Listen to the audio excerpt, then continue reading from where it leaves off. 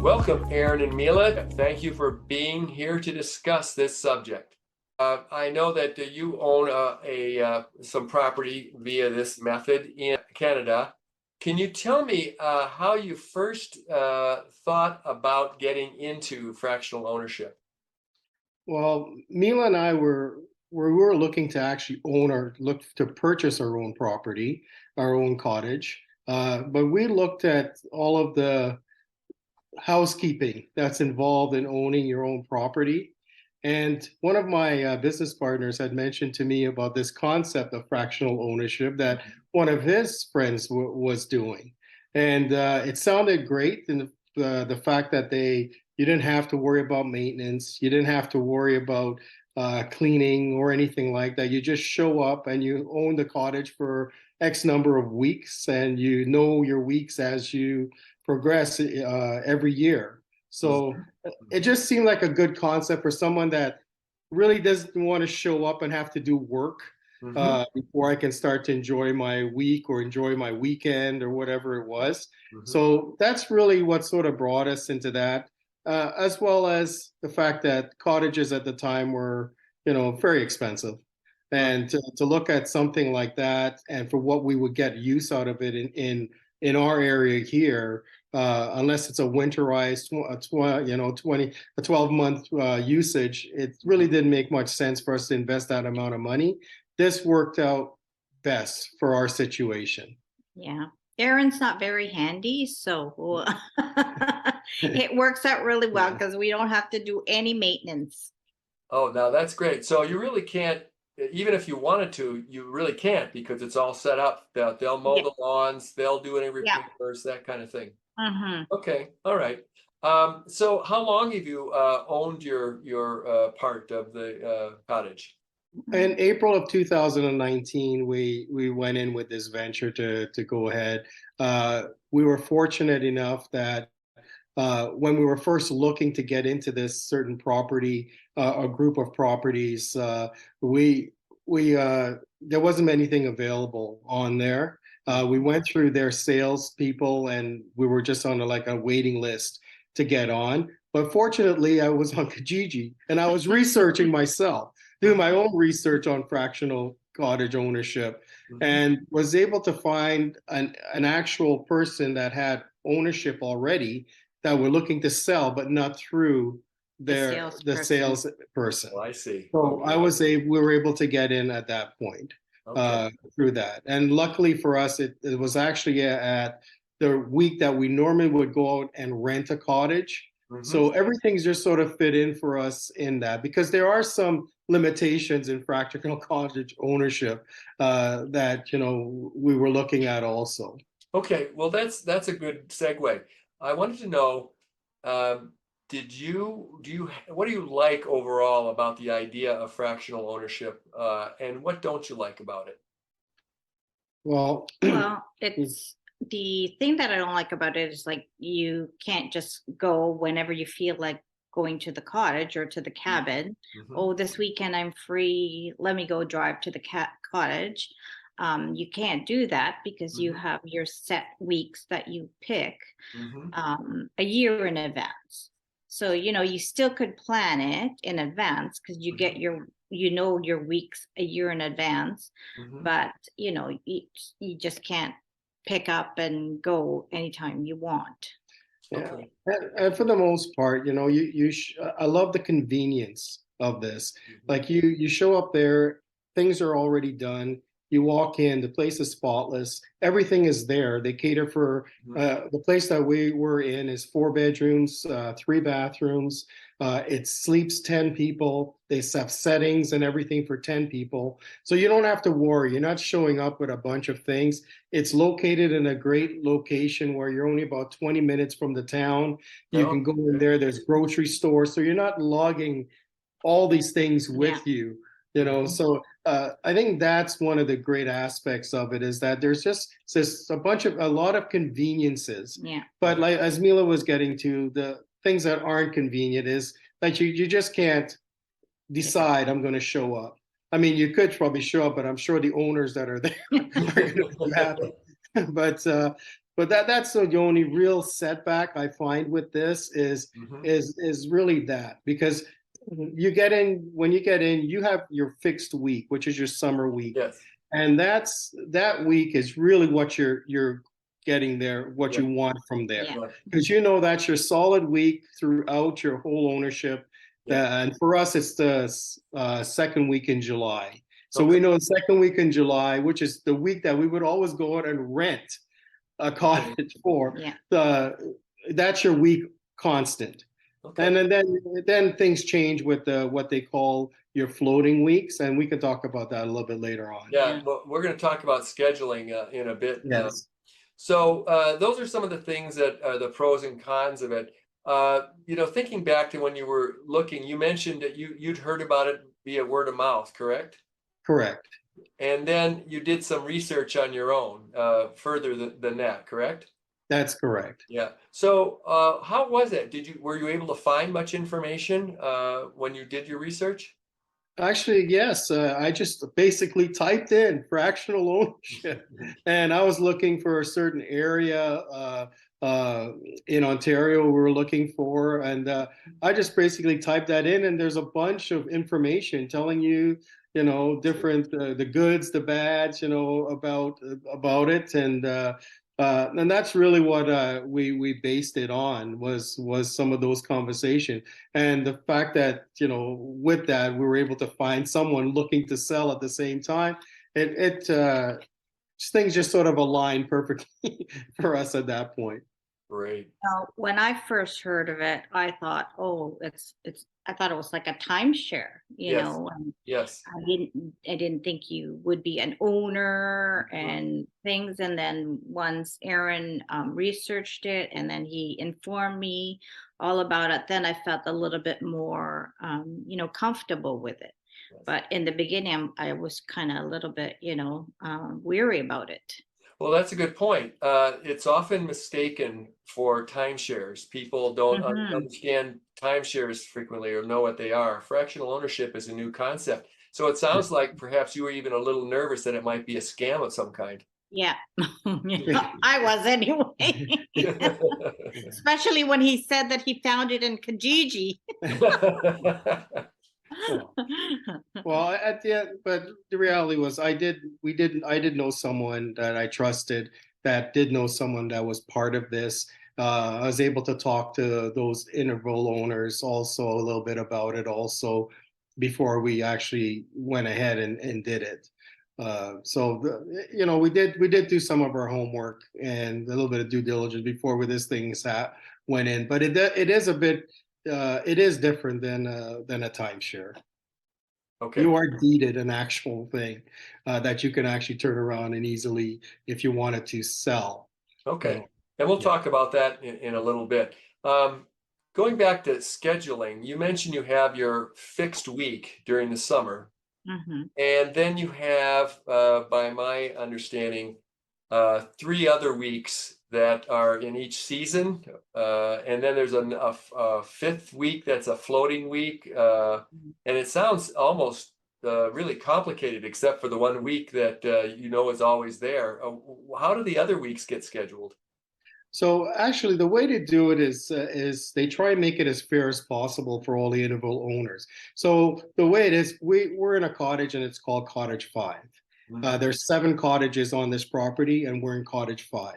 So we own one interval in Cottage 5, and there's only 10 intervals in each cottage. Okay. So we're 1/10 of an owner in Yeah. this one particular cottage on the property. Mm-hmm. Basically what they do is you have your fixed week, and for us it's the third.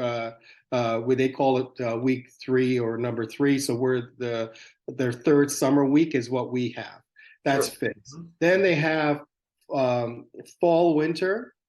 And Sorry, fall and winter, and then spring and fall, spring and alternate. So you're able to then those weeks you have a list. So they set it up as, for when we first started out, we were given the numbers 4 and 7.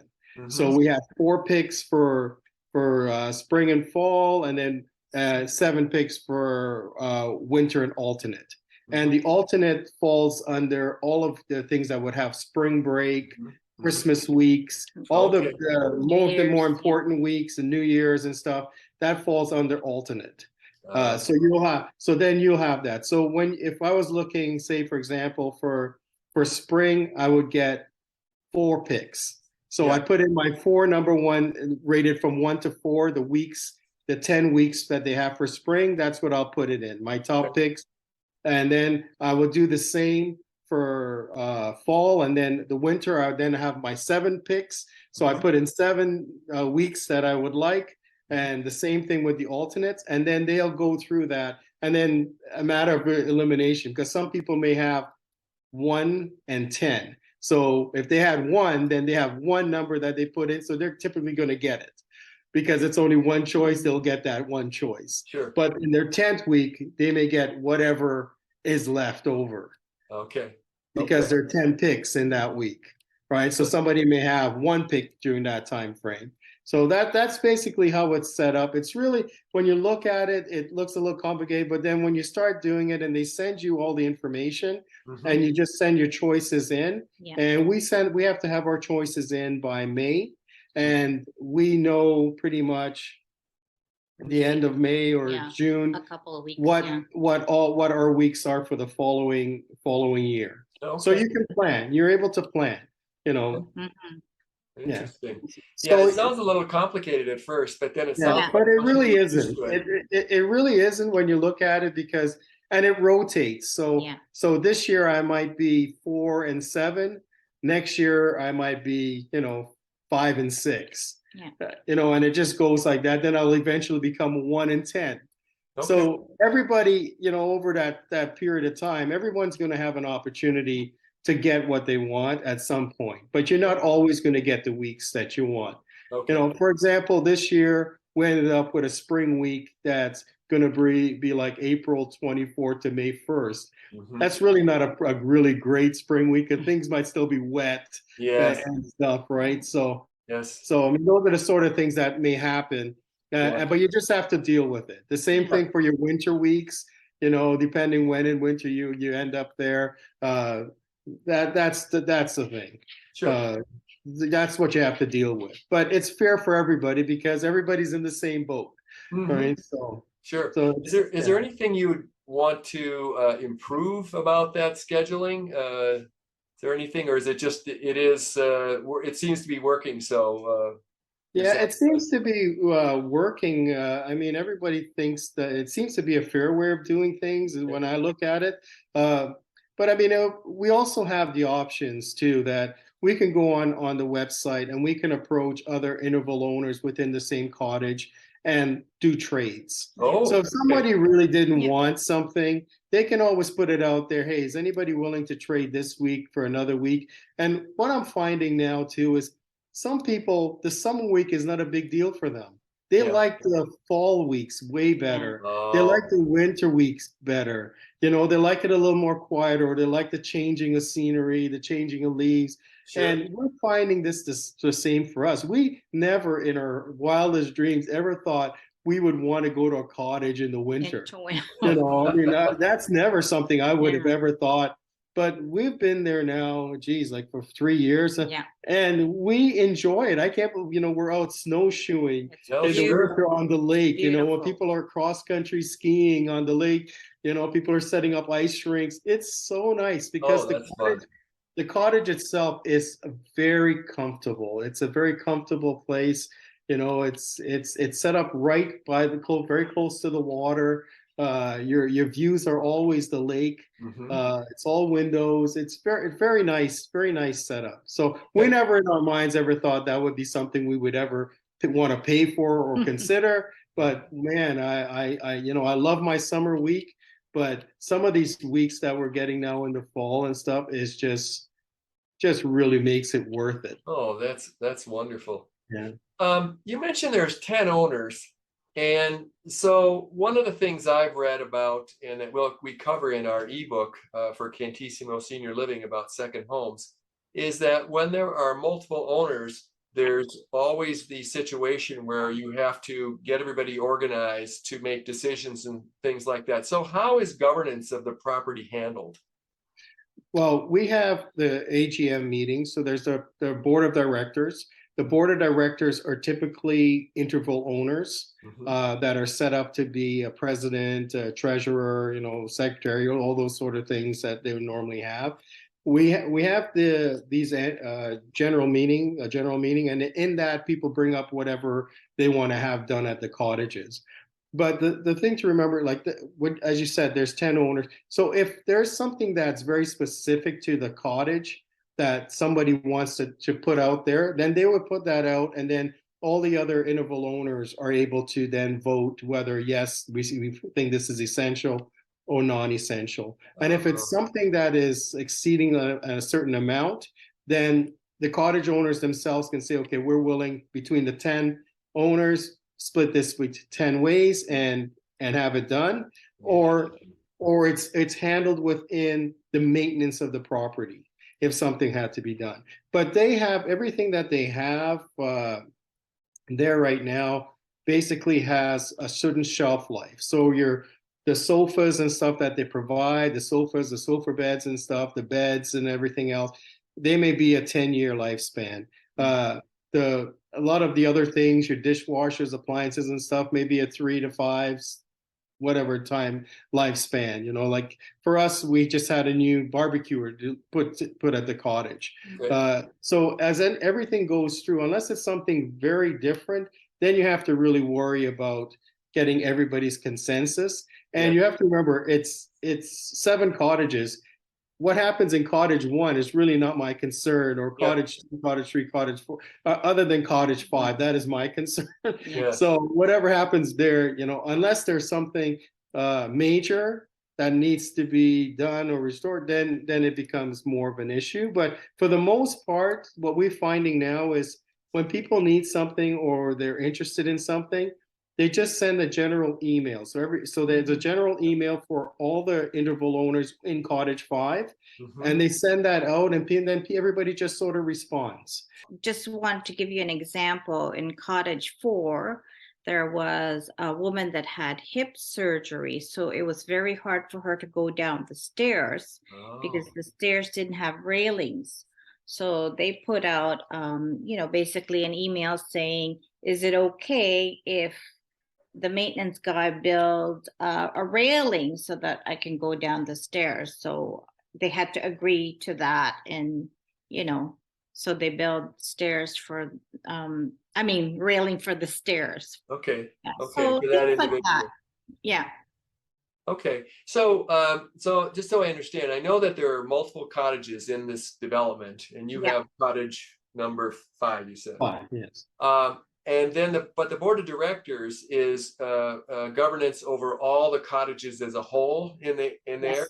Okay, That is so that's correct. one level of governance. And then there's the individual cottage itself, where you and the other 9 owners work together to have things that are specific to your cottage, that if you want something done. That's correct. Okay. And unless it's out of the realm of what the normal maintenance is. So the cottages are rented out for 50 weeks.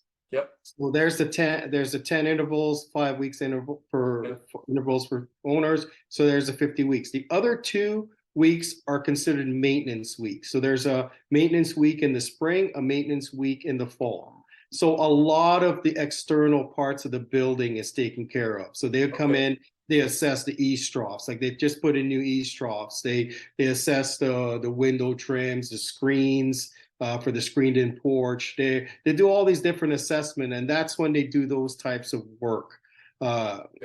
Is to try and get most of those things. If trees have to be cut down because they're dried out or whatever else pose a danger, they'll come in and do those sort of things at that point. Okay. So overall, do you feel like the way that the things are governed, the board of directors for their overall, and the way that the cottage itself is managed, that meets your satisfaction, or are there some improvements that you think can be made to that? Well, I think for the most part, I'm very satisfied with it. Mhm. The way it's done. These people are volunteering their time Sure. for these things. Yeah. They are elected, so they're elected by all of us. Elect them into their positions, but they are at the end of the day volunteering their time and efforts to make this place a beautiful facility or beautiful spot for all of us. So I look at the some of the stuff that's done, and everything is very transparent. They, at the AGMs, we everything, all the topics are brought up from the year before. They go through all the checklists. Right now, we've been doing it all by Zoom, so everybody's doing it by Zoom. I guess this year, hopefully, we won't have to do that. We'll actually go back to a location, but we'll see what Sure. happens. But and then all of the finances for the property are all audited statements that they submit and Okay. supply. So for this year, we will see next year, we'll see it at the AGM meetings, whatever was done by the accounting firm to audit all of the stuff. So when you go and you're seeing everything, so you're seeing exactly how all the money's being spent Sure. and stuff. So because there is one other thing, there is a maintenance fee. We Yes. do Yes. pay a And maintenance fee. I was gonna Yeah. cover that. Yes. Yes. So you mentioned the acronym AGM. Yes. So the annual general meeting. Oh, I see what you mean. So that's where Yes. that's covered, and then it's the board of directors who makes the presentation of the financials and so forth. That's Yes. correct. Okay. Mhm. So Okay. attending at that meeting and presenting, they will also have the salesperson for the corporation Yes. there to talk about recent sales or resales and how the value of these things are, how they're progressing of their, for when they're being resold, what the waiting lists are, because that's the situation we have right now. There's a big waiting list for people trying to get into these properties, Interesting. right? So which is works out really well because you know that whatever investment you made is still going up, Yes. which works out well, which is not always the case if you're looking at other things, right? Yes. So there is that, and the property manager does a presentation.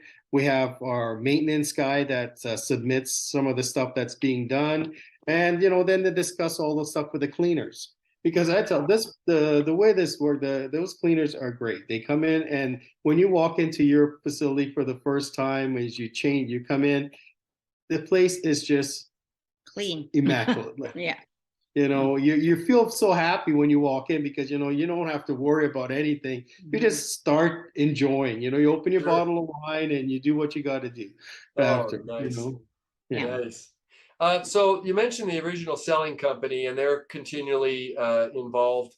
Are they also the property management company, or is that a separate thing? Well, as far as I know, they must be in charge of the property manager. They must be handling that end of it. The property manager, the maintenance person, and the cleaners. But Yeah. all of that actually comes out. I've been thinking about it. I think that's handled by the board of directors because that's all listed in the budgets. Yeah. Okay. So when we're talking about the maintenance fee, we pay a maintenance fee of $3,000 for the year Mm-hmm. for this to stay there, and Mm-hmm. that covers all of your insurance. It covers hydro. It covers your satellite TV. It covers all the maintenance, all the cleaning, everything else that's required for that property. Which is one of the things I loved also, that not having to worry about that and buying your own cottage and you have these bills coming every month. We pay that one time thing and we know everything's covered within Okay. that. And there's no other surprises. There's nothing else coming at you. This is your fixed cost for the year. And if unless there's something dramatically go wrong and it's outside the budgets for maintenance or repair, then you may get something else. But we've been there 4 years and we've never had anything come up. Okay. So it sounds like you're satisfied for the value of what you're paying every year as a maintenance fee, and the property management company is delivering the value that you would expect. Yes. Okay. Yes, 100% satisfied. Now, speaking of money, you mentioned that one of the reasons that you were interested in this concept is that you were able to acquire use of a cottage for much less than if you had bought something completely 100%.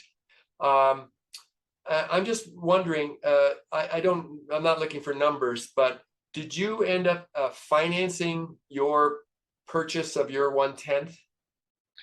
Well, fortunately for us, we didn't have to. Well, we Okay, were good. able to go and do that. But I know one of the situations you would have is most banks are going to not be that interested in it That's what I because wanted to ask is if banks, yes, because we hearing I did about this. talk to that. They're not because you're not.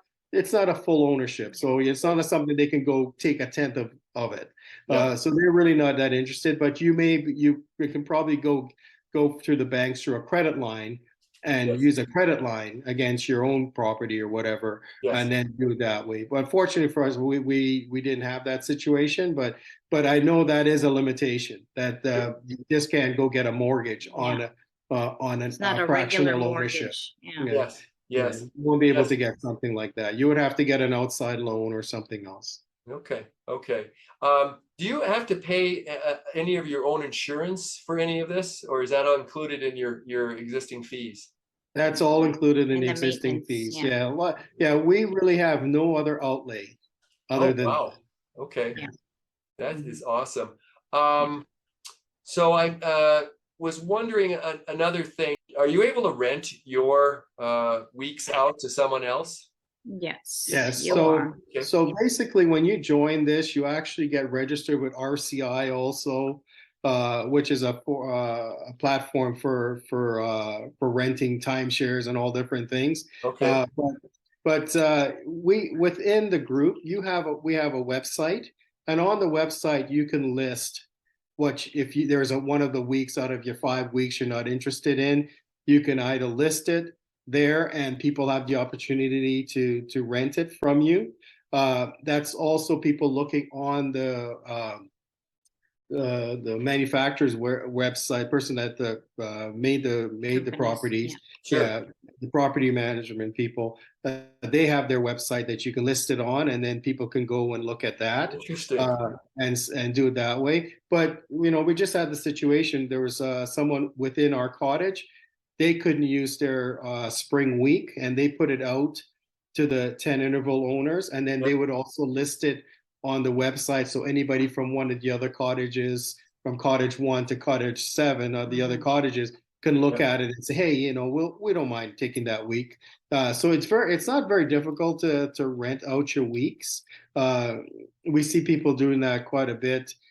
We haven't done it. We've always wanted to To to go be there. Yeah. to be up there, but people are doing that, and it's people have different situations, right? And the other thing that they have, instead of renting, they will trade. Oh, So yes. You mentioned we that. can Yeah. trade a spring week for a fall week, Mhm. and just all we have to do is register that trade or register that change of week with the property manager, and that's all it is.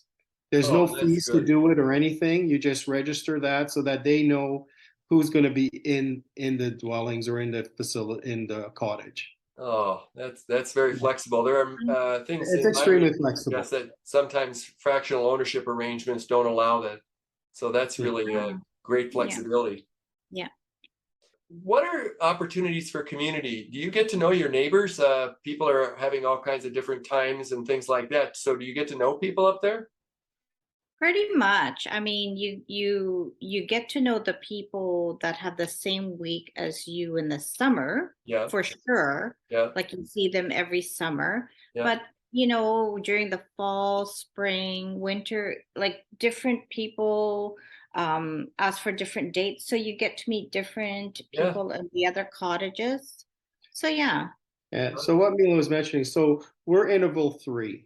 So everyone from cottage 1 to 7 that are interval 3, which is their third week of the summer, Yeah, they're pretty constant. So you're seeing yeah, them mostly every time that period of time, yeah. uh, and then essentially after that you just meet people because there's communal areas.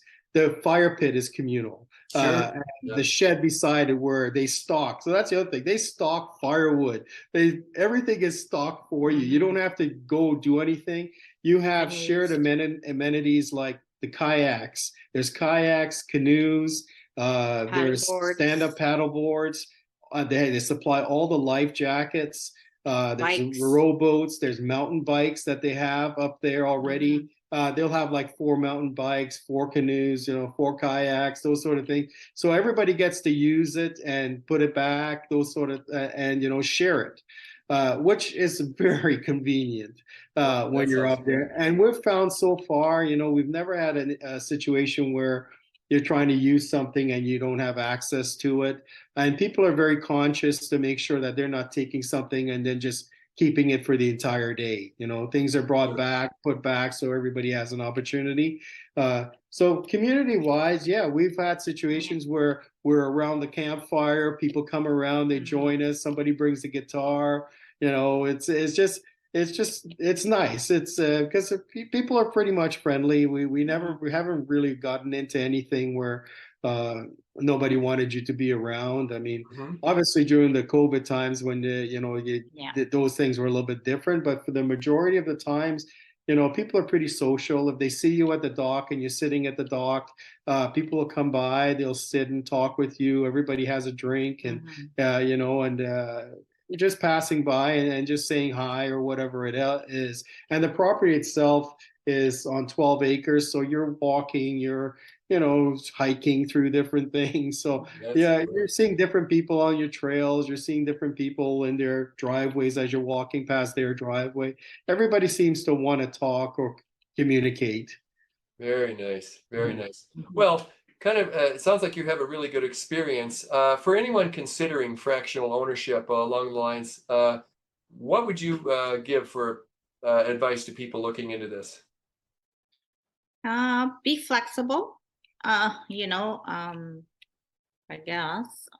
Yeah, that's a very important one, the flexibility, because at the end of the day, you are only a 10th owner. You've got your weeks, it's not like you can just wake up and say, hey, I'm going to the cottage. That doesn't happen. You can't really do that. So I think that's probably one of the main things. But for us, we found that it was just such a convenient thing to be able to, we know our 5 weeks, we show up, we don't have the worries of if something fell on a cottage that you own, if the power went out the cottage you owned, and who's going to go up there and fix something, who's going to take the docks out of the water, who's going to put the docks back in. Sure. Yeah. All of these things are things it really steered me away from owning a separate properties that I would have to go and deal with. Yeah. So this seemed to be the best thing for someone like myself, but my wife was very eager to put out that I'm not very handy. But at the end of the day, I think there's a lot of people like myself that when they show up, my whole thing, I don't want to show up and have to cut grass. I don't want to trim anything. I just want to open that door. I want to crack open something. And, for Mila, she makes, one of the things we do have there that we broke touch base with is you are able to make that property when you arrive, make it your own. You can decorate it the way you want, within reason. You're allowed 2 bins. We have 2 large bins there that we keep stuff in. And in those bins, we will have sofa covers, cushions, different tablecloths, different lanterns, and when Mila arrives, the first hour she sets up everything, so it just looks like it's our own thing, And at the end of your stay, you pack it up, put it in your bin. It's back underneath in the crawl space where everybody has a space, and you go away, and the next person coming can do the exact same thing. For Christmas, we were up there, we had our Christmas tree, we had all different things out there to make it to make it feel like it's your own, because essentially, your 5 weeks when you're up there, that is your cottage. So we make sure we feel that is ours, and it's set up that way.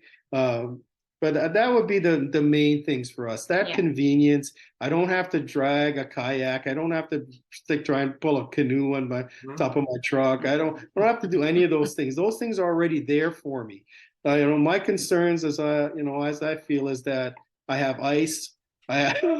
something cold to drink, those sort of things that to me makes it more enjoyable, because then I get to enjoy my entire week that we're there. So Oh, I think that's the main thing. The biggest drawback, like Mila was saying, you do not have that all the time. So you plan. And the big thing for us, we also like to do other travel. So yes, we may want to do other types of vacations, so which works out well. So we can still do this, and then we have other things we can still do. Yeah. sure, sure. Yeah. So you don't feel like when you go away on another vacation that you have another cottage sitting empty that you're Yeah, correct. That's right. into. Yeah. That's right. Exactly. Yeah. Exactly. Yeah. And like I said, this place is used for 50 weeks throughout the year. Yeah. So people are up there every time we're up there. Some people in the winter months may only come up Thursday to Sunday. Some people may only come up, a few other days. We're up there for a week. We might see other people up there for the week.